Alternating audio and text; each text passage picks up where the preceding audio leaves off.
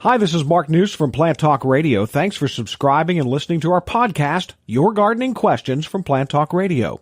If you have a gardening question you'd like our host Fred Howard to answer, send him an email. The email address is fred@planttalkradio.com. Now for today's question. Hi there. My daughter just purchased a home, and it has a lot of outdoor plantings that have not been attended to at all for a long time. In particular, forsythia, which is just finished blooming, and lilac.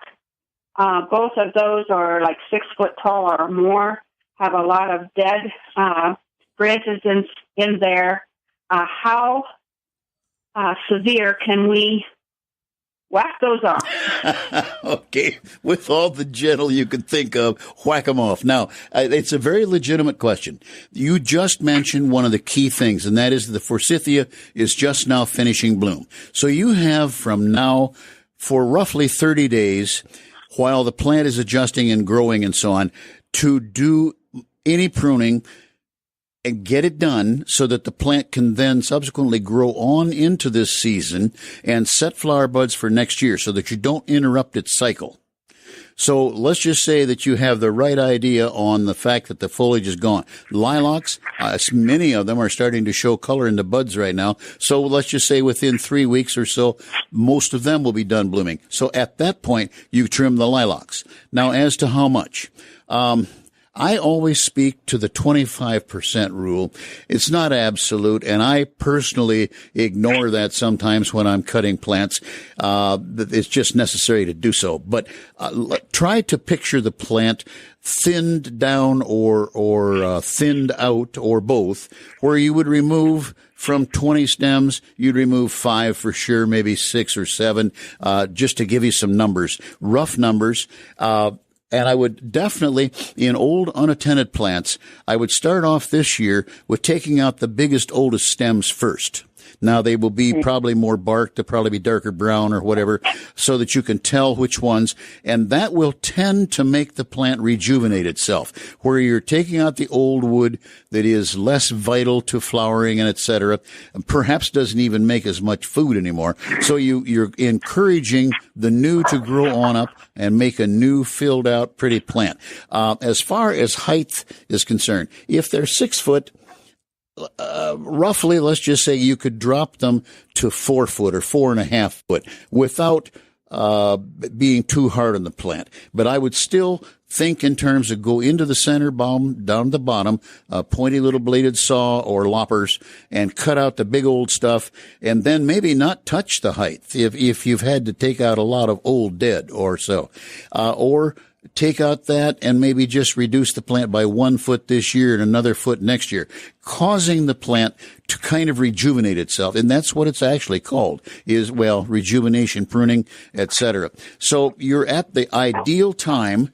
And then to expand on that into almost any other plant that has set its flower buds the previous year, such as the two we're mentioning, you can prune them after they bloom, whatever the timing on that is. And I would say any point of 30 days after the finish of bloom, you're very safe in not upsetting its cycle much. So you're off to, let's just say the perfect timing.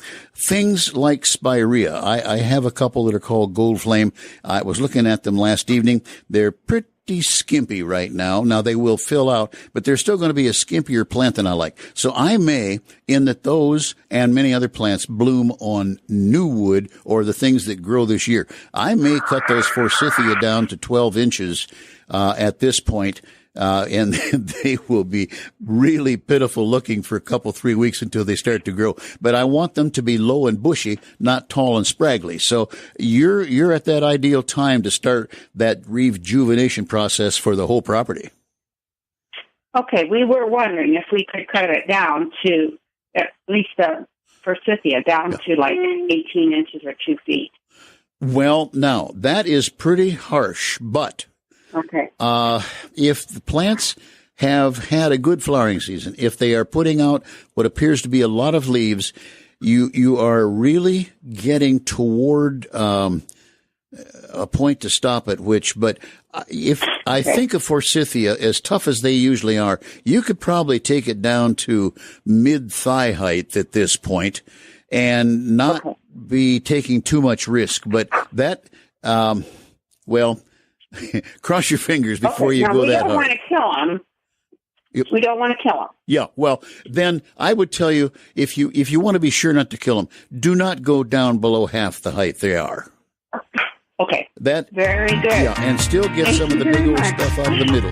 Okay. Hey, thanks again for listening to our podcast. Be sure to subscribe to our other podcasts as well, the Plant of the Week podcast and the Plant Talk Radio podcast, all on iTunes or your favorite podcast player. If you'd like to sponsor a daily podcast, contact us at fred@planttalkradio.com. To find out more about Fred Hauer and Plant Talk Radio, visit our website, planttalkradio.com. Circle270media.com